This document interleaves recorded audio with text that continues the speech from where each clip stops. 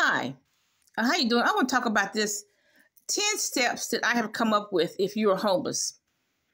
Now, let me say this. It's good to avoid situations like this. Always look to the future. Always plan for the future. You don't know what's going to happen in the future, but look, plan for the future. Plan for the worst case scenario. Plan for stuff. It does not hurt to plan. You know, the Bible tells us to plan. Count the cost. You want to go to war, count the cost. How much is it going to cost? You need to plan for the future. Don't just live for today. Plan for the future. Your children are going to get older, and you are too. You need some money in the bank for them. Why are you buying your children $1,000 sneakers when they're going to need that $1,000 to pay tuition? Even if they want to be a dental assistant, they're going to need that $1,000 to pay for tuition. Why are you buying your stupid kids, you just as stupid as they are, $1,000 for a pair of shoes? I mean, how ignorant is that? I am saying no matter who you are, whether you're coming out of prison, or if you're just a working poor woman or a well-to-do woman, or whatever, plan for the future. Try to avoid these situations. Try to avoid a homeless situation. Buy a cheap house, pay it off. Don't borrow against it ever. Just avoid these situations because, look, it's only a few people that's going to cheat their way through life. I see it every day. People cheating their way through life. Yeah, they're going to end up $300,000 in the bank. That's true. You know, I see people who cheat their way through life every day. But look, try to avoid some of these situations. Plan for the worst, okay? Number one, I don't care whether you're in prison or you're a single mother or you're a parent. Look, if you have a good marriage, that's good. But you better plan for the worst. Okay, because men are unreliable, you know. If you have a good marriage, that's all good. Plan for the worst. Plan for a worst case scenario. Okay, so I suggest you analyze why you are homeless. Did you overspend? Did you buy too much? Why are you poor? Look, I'm going to give you a testimony. My mother was poor because she used credit. Too many credit cards. I saw her write the bill every month.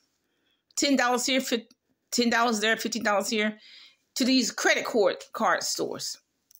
That's why my mother's poor. Because if my mother's paying $10 to a credit card company for a store for some clothing, what does that mean? That means she's not even buying $10 for food. That's what that means. She's not buying chicken and rice, which would have fed us, or a piece of fruit, which would have fed us. That's why my mother was poor and stayed poor. Credit card debt. Okay? Because I saw her write the bill every month. $10 here, $10 there. Okay? And she stayed poor all of her life. It took her years to pay off those debts. But see, every $10 she gave to the credit company, that means she wasn't buying food for us. That means she wasn't taking $10. She gave $10 to a credit company. That meant she wasn't taking $10 and buying us some badly needed socks. She wasn't buying us some badly needed combs. She definitely wasn't buying $10 worth of food. And she was not saving $10. That's what that meant. Okay? So there are reasons why people are poor. Look, the Bible says get wisdom, above all get understanding. You have to have wisdom about money. The Bible says you're serving to the lender if you borrow. If you use credit card, you're serving to the lender. Okay, so ask yourself, what are the mistakes that you made? Are you buying too much, etc.? Do you have a job? You may need to get another job, a job and a half. You may need to do that. Number 3, pay all people who you're supposed to pay. Pay the mechanic. If you owe a mechanic $300, pay him. If you owe a credit card, pay them. It won't hurt you to call them and work out a payment plan. Some of these people do. Some of these credit card companies will work out a payment plan. A hospital bill, they frequently do work out a payment plan for people. Number 4, if you have no children, you might want to move to an efficiency, a very cheap apartment. If you have children, you may want to move to a cheaper house. Do not beg for money. Do not beg your relatives for money. Keep yourself from doing that. Number 5, aggressive savings. Start with $20 a month. If you have the money, start an account for each of your children. Put $5 a month in the account for them.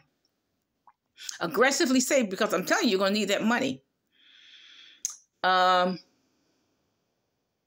Number 6, like I said, if you do have children, you may need to get a cheaper house or a cheaper apartment. And I know that you have to be careful where your children live. So keep that in mind too. 7, whether you have children or not, I advise you to live cheap. You'd be surprised children can live cheap. You know, I remember there's this house that's across the street from this grocery store that I shop sometimes. And this, what you call a substandard house. But the little girl that lives in the house is just as content and happy as she can be. You know what? She is just as content and happy as she can be in that substandard house. Children do not need a 4 or 5 bedroom home. They cost $350,000 and up. They don't need that. They can be content in a so-called substandard home. So I urge you to live cheap. Look at the food sales. Try to stretch your dollars. Maybe you don't need Netflix. Do you need 3 cars? Can you reduce that to 2 or even 1? Number 8, I do urge you to buy real estate. Even if you're working at Wawa, I do urge you to buy real estate. Cheap real estate, abandoned properties, tax delinquent property.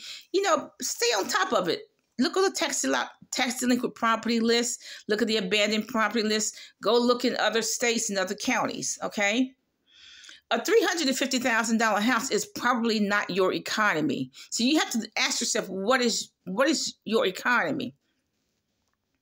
I remember seeing a video of a woman who's poor by anybody's standards because she's working at a convenience store, but she has a house and it's a substandard house and it's paid off.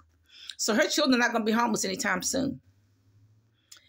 And actually, you know, food and shelter those are things that you should have. You know, you don't need cable, Netflix, and all that. Food and shelter, those are 2 things that you definitely need. You always need. Because look, people in India, look at the villages in India. There are a lot of those videos on YouTube. Village Indian life. Where they live? They live in a thatched roof house made of mud. You say you wouldn't live like that, but look, they're not homeless either. Those houses in India, they made a thatched roof. And then made of mud or whatever they're made of. But look, they're old people. And they're not homeless. They're part of a village, but they're not homeless. They're actually living better than the people on Skid Row because they have their own lot. They have their own thatched roof. Ditto for the people in Africa. They have their thatched roof house, but look, they're not homeless. They're actually living better than the people on Skid Row. So I urge you to buy real estate. When you see abandoned properties, buy an abandoned property, buy real estate. That's actually the most important thing you should do. You should ever do in your life is to buy property.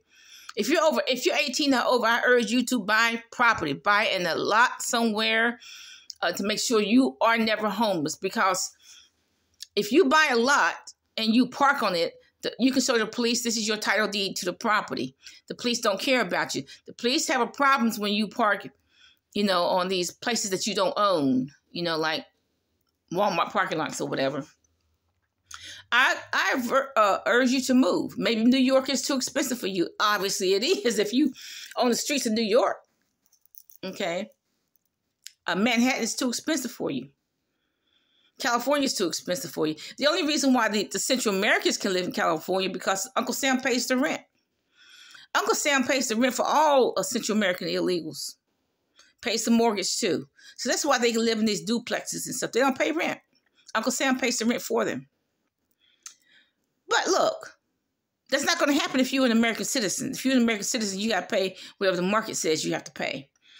I urge you to move. There are 50 states. I always tell people there are 50 states. In Jackson, Mississippi, they have... Now, look, here's an example. Let me go back. Here's an example. There was this black man who lived in the basement in Washington, D.C. He got a big fat check. I guess it was either retirement pay or pension or something. He got a big fat check. He lived in the basement in Washington, D.C., and it's damp and nasty and everything. But if he moved to West Virginia, he lived like a king. So some areas are too expensive for you. Now, No, why are you living in D.C. if you're homeless in D.C. when your family has a property in West Virginia and you can live in it? Why are you homeless in D.C.? That's stupid. Like I said, you need to move. In California, San Diego, look, that's too expensive for you. Once you get rid of, you smashing and grabbing black. Okay, look, you so poor that you stealing. Okay, you need to get out of that town. Okay, certain towns is too expensive for you. Chicago, probably too expensive for you. San Diego, don't make me laugh. And you don't make me laugh. Why are you in San Diego? You ain't got a pot to piss in. You don't have a check to cash. Okay. And like I said, there's a lot of places that have abandoned properties. Jackson, Mississippi, places in Indiana, Oklahoma, and Ohio. Now look, I was middle class, and then after separation, I became poor. But guess what? I knew how to be poor because I grew up poor. So what do? I make adjustments. I stopped buying. My bill went from, this is years ago. So my bill went from $200 a month easily because, now $200 doesn't buy a lot of food. But back then, 20 some years ago, it bought a lot of food. I went from $200 a month buying food, which is a whole lot of food for us. Just a lot of food. And that includes snacks. For the minors, snacks, $200 easily. And then I went from that to $63 a month. I had to make adjustments. That's what's going to happen when you become poor. You better make adjustments. That's because your economy, that's not your economy anymore. Okay, I stopped buying. Oh, that's a thrift shop. And now I know what it is. I know what a thrift shop is because I'm shopping there. Okay, so I knew how to be poor. Do not borrow money. Do not borrow money from relatives, from anybody. Do not borrow money for any reason. I do not recommend you. Start your YouTube channel or some kind of hustle, some kind of small business. But that's what I'm suggesting. So that's my suggestion. Have a nice day.